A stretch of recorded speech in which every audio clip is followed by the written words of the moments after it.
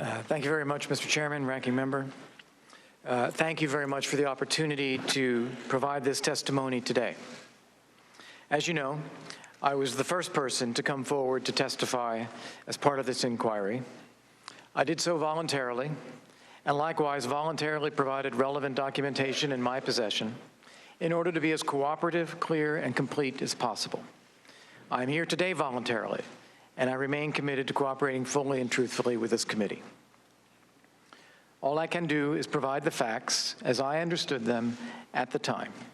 I did this on October 3rd in private, and I will do so again today. Like many others who have testified in this inquiry, I'm a career foreign policy professional. I began my career as an intelligence analyst for Northern Europe for the Central Intelligence Agency in 1986, before joining the State Department in 1988. I served in diplomatic postings primarily focused on European political and security issues for over 20 years under Presidents Ronald Reagan, George H.W. Bush, Bill Clinton, George W. Bush, and Barack Obama.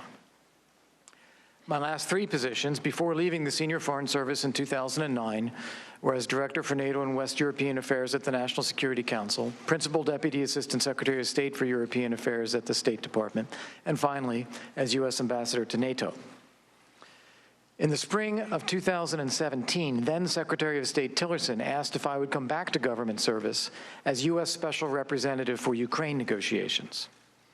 I did this on a part-time, voluntary basis with no salary paid by the U.S. taxpayer, simply because I believed it was important to serve our country in this way. I believed I could steer U.S. policy in the right direction. For over 2 years, as U.S. Special Representative for Ukraine negotiations, my singular focus was advancing the foreign policy and national security interests of the United States. In particular, that meant pushing back on Russian aggression and supporting the development of a strong, resilient, democratic, and prosperous Ukraine, one that overcomes a legacy of corruption and becomes integrated into a wider transatlantic community. This is critically important for U.S. national security. If we can stop and reverse Russian aggression in Ukraine, we can prevent it elsewhere. If Ukraine, the cradle of Slavic civilization predating Moscow, succeeds as a freedom-loving, prosperous, and secure democracy, it gives us enormous hope that Russia may one day change, providing a better life for Russian people and overcoming its current plague of authoritarianism, corruption, aggression toward neighbors, and threats to NATO and the United States. The stakes for the United States in a successful Ukraine could not be higher. At no time was I aware of or knowingly took part in an effort to urge Ukraine to investigate former Vice President Biden. As you know from the extensive real-time documentation I have provided, Vice President Biden was not a topic of our discussions. I was not on the July 25th phone call between President Trump and President Zelensky. I was not made aware of any reference to Vice President Biden or his son by President Trump until the transcript of that call was released on September 25th, 2019. From July 7, 2017 until September 27th, 2019, I was the lead U.S. diplomat dealing with Russia's war on Ukraine. My role was not some irregular channel, but the official channel. I reported directly to Secretaries of State Tillerson and Pompeo, kept the National Security Advisor and Secretary of Defense well informed of my efforts, and worked closely with Ambassador Masha Yovanovitch, NSC Senior Director Hill and her successor Tim Morrison, then Assistant Secretary Wes Mitchell and his successor, Acting Assistant Secretary Phil Reeker, Deputy Assistant Secretary George Kent, Deputy Assistant Secretary of Defense Laura Cooper, NSC Director Alex Vindman, and many, many others. I have known many of them for several years. It was a team effort. When Ambassador Yovanovitch left Kyiv, I identified and recommended Bill Taylor to Secretary Pompeo, so we would still have a strong, seasoned professional on the ground. For 2 years before the events at the heart of this investigation took place, I was the most senior U.S. diplomat visiting the conflict zone, meeting with victims of Russia's aggression, urging increased U.S. security assistance, including lethal defensive weapons, working with Ukrainian President Poroshenko and then his successor, President Zelensky, and their teams, working with France and Germany in the so-called Normandy process, pressing for support from NATO, the EU, and OSCE, supporting the OSCE's Special Monitoring Mission, and engaging in negotiations and other contacts with Russian officials. At the time I took the position in the summer of 2017, there were major complicated questions swirling in public debate about the direction of U.S. policy toward Ukraine. Would the administration lift sanctions against Russia? Would it make some kind of grand bargain with Russia in which it would trade recognition of Russia's seizure of Ukrainian territory for some other deal in Syria or elsewhere? Would the administration recognize Russia's claimed annexation of Crimea? Will this just become another frozen conflict?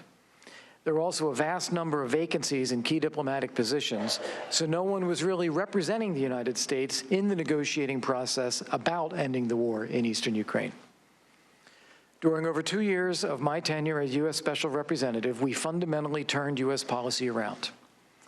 U.S. policy toward Ukraine was strong, consistent, and enjoyed support across the administration, bipartisan support in Congress, and support among our allies and Ukraine. We changed the language commonly used to describe Russia's aggression. I was the administration's most outspoken public figure, highlighting Russia's invasion and occupation of parts of Ukraine, calling out Russia's responsibility to end the war. I visited the war zone 3 times, meeting with soldiers and civilians alike, always bringing media with me to try to raise the public visibility of Russia's aggression and the humanitarian impact on the lives of the citizens of the Donbass. We coordinated closely with our European allies in Canada to maintain a united front against Russian aggression and for Ukraine's democracy, reform, sovereignty, and territorial integrity. Ukraine policy is perhaps the one area where the U.S. and its European allies had been in lockstep. This coordination helped to strengthen U.S. sanctions against Russia and to maintain EU sanctions as well. Along with others in the administration, I strongly advocated for lifting the ban on the sale of lethal defensive weapons, or at least the defensive arms to Ukraine, advocated for increasing U.S. security assistance to Ukraine, and urged other countries to follow suit. My team and I drafted the Pompeo Declaration of July 25, 2018, in which the Secretary clearly and definitively laid out the U.S. policy of non-recognition of Russia's claimed annexation of Crimea. I engaged with our allies, with Ukraine, and with Russia in negotiations to implement the Minsk agreements, holding a firm line on insisting on the withdrawal of Russian forces, dismantling of the so-called People's Republics, and restoring Ukrainian sovereignty and territorial integrity. Together with others in the administration, we kept U.S. policy steady through presidential and parliamentary elections in Ukraine and worked hard to strengthen the U.S.-Ukraine bilateral relationship under the new president and government, helping shepherd in a peaceful transition of power in Ukraine.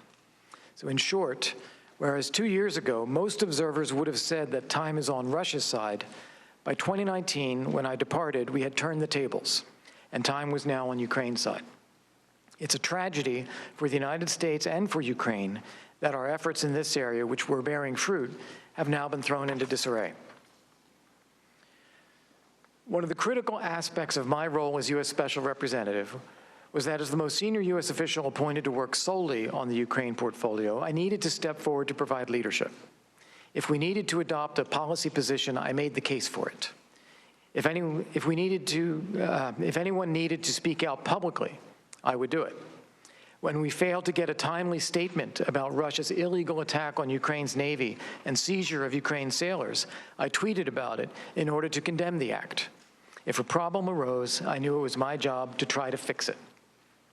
That was my perspective when I learned in May 2019 that we had a significant problem that was impeding our ability to strengthen our support for Ukraine's new president in his effort to ramp up Ukraine's fight against corruption and implementation of needed reforms. I found myself faced with a choice: to be aware of a problem and to ignore it, or to accept that it was my responsibility to try to fix it. I tried to fix it. The problem was that despite the unanimous positive assessment and recommendations of those of us who were part of the U.S. presidential delegation that attended the inauguration of President Zelensky, President Trump was receiving a different negative narrative about Ukraine and President Zelensky. That narrative was fueled by accusations from Ukraine's then Prosecutor General and conveyed to the President by former Mayor Rudy Giuliani. As I previously told this committee, I became aware of the negative impact this was having on our policy efforts when 4 of us, who were part of the presidential delegation to the inauguration, met as a group with President Trump on May 23rd. We stressed our finding that President Zelensky represented the best chance for getting Ukraine out of the mire of corruption it had been in for over 20 years. We urged him to invite President Zelensky to the White House. The president was very skeptical.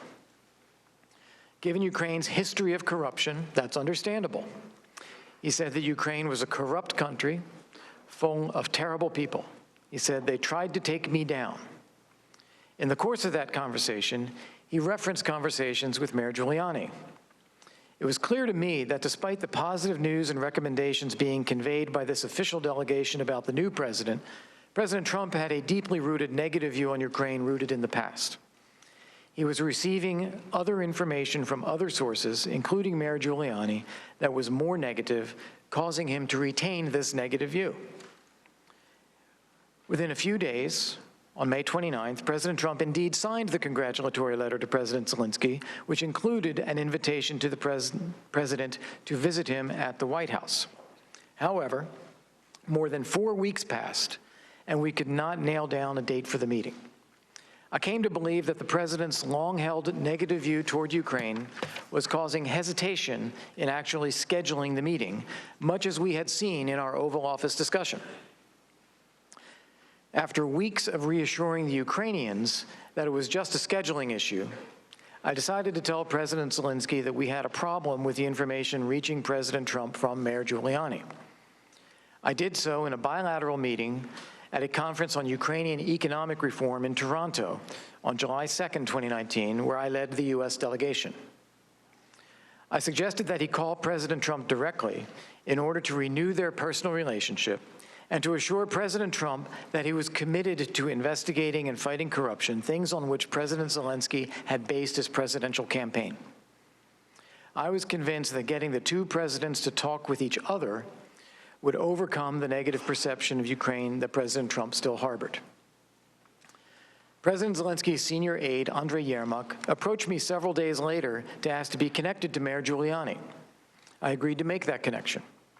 I did so because I understood that the new Ukrainian leadership wanted to convince those, like Mayor Giuliani, who believed such a negative narrative about Ukraine, that times have changed, and that, under President Zelensky, Ukraine is worthy of U.S. support.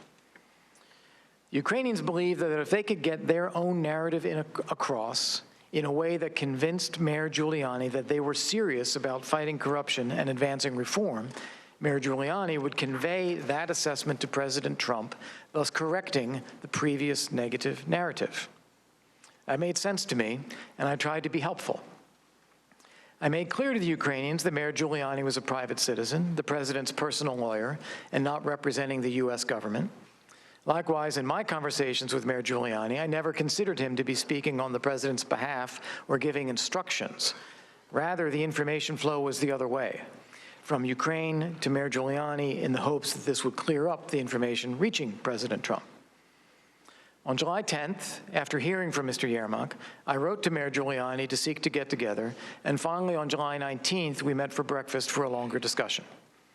At that meeting, I told Mr. Giuliani that in my view, the Prosecutor General with whom he had been speaking, Mr. Lutsenko, was not credible and was acting in a self-serving capacity. To my surprise, Mayor Giuliani said that he had already come to that same conclusion. Mr. Giuliani also mentioned both the accusations about Vice President Biden and about interference in the 2016 election, and stressed that all he wanted to see was for Ukraine to investigate what happened in the past and apply its own laws. Concerning the allegations, I stressed that no one in the new team governing Ukraine had anything to do with anything that may have happened in 2016. They were making television shows at the time. I also said that it's not credible to me that former Vice President Biden would have been influenced in any way by financial or personal motives in carrying out his duties as Vice President. A different issue is whether some individual Ukrainians may have attempted to influence the 2016 election or thought they could buy influence. That is at least plausible, given Ukraine's reputation for corruption. But the accusation that Vice President Biden acted inappropriately did not seem at all credible to me. After that meeting, I connected Mayor Giuliani and Mr. Yermak by text and later by phone. They met in person on August 2nd, 2019.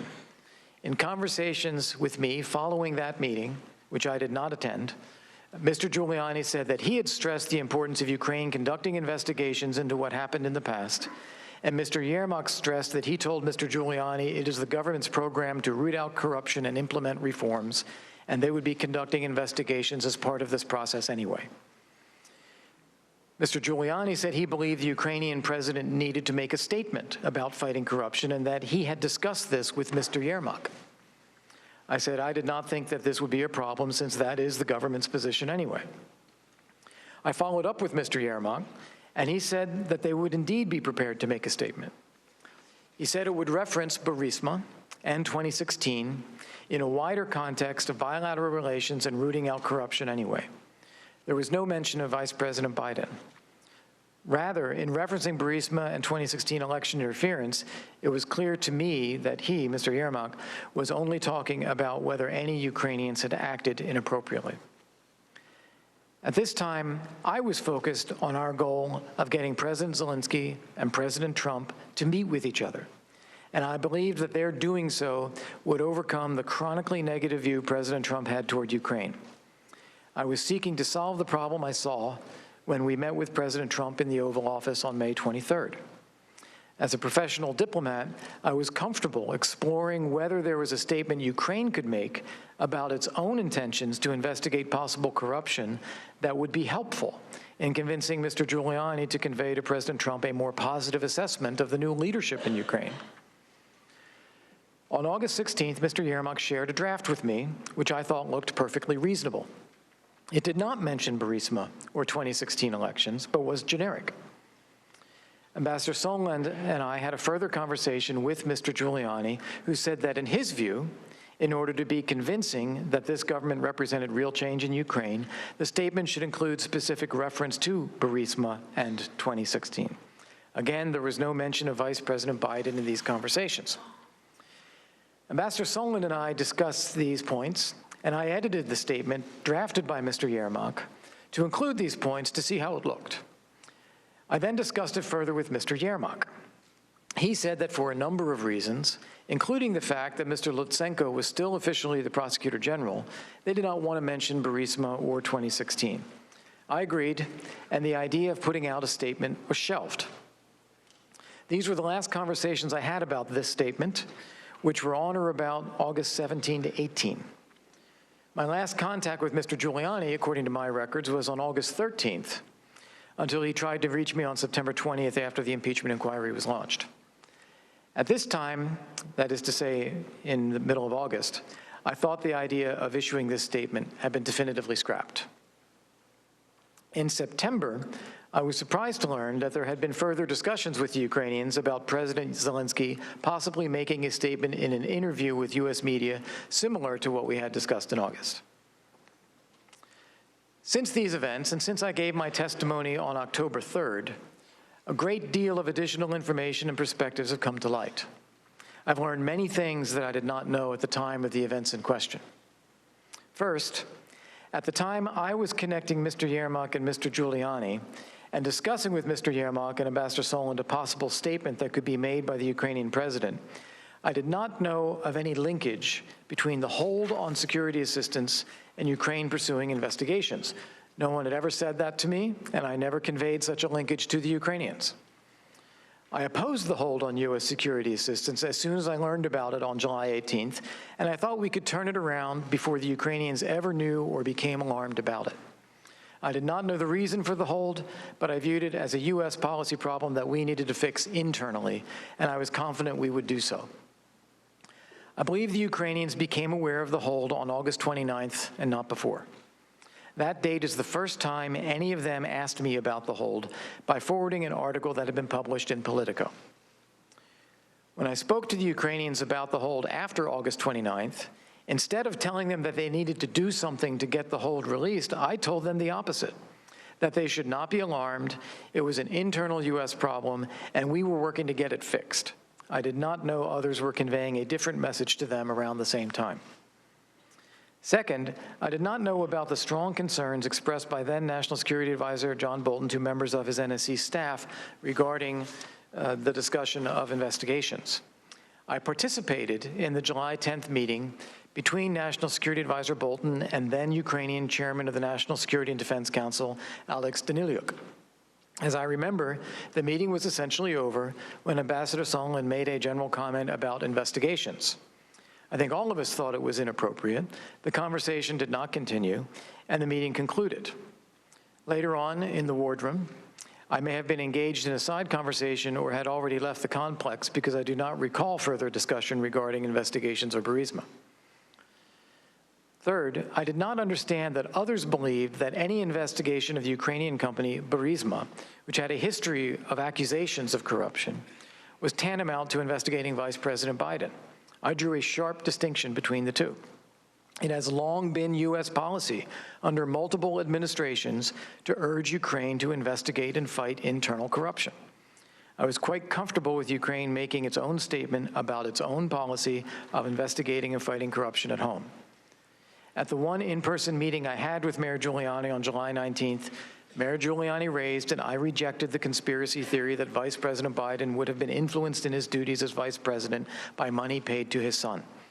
As I previously testified, I have known Vice President Biden for 24 years. He is an honorable man, and I hold him in the highest regard. At no time was I aware of or knowingly took part in an effort to urge Ukraine to investigate former Vice President Biden. And as you know from the extensive documentation I provided, Vice President Biden was not a topic of discussion. I was not on the July 25th phone call between President Trump and President Zelensky, and I was not made aware of any reference to Vice President Biden or his son by President Trump until the transcript of that call was released on September 25th, 2019. Throughout this time, I understood that there was an important distinction between Burisma and Biden, and I urged the Ukrainians to maintain such a distinction.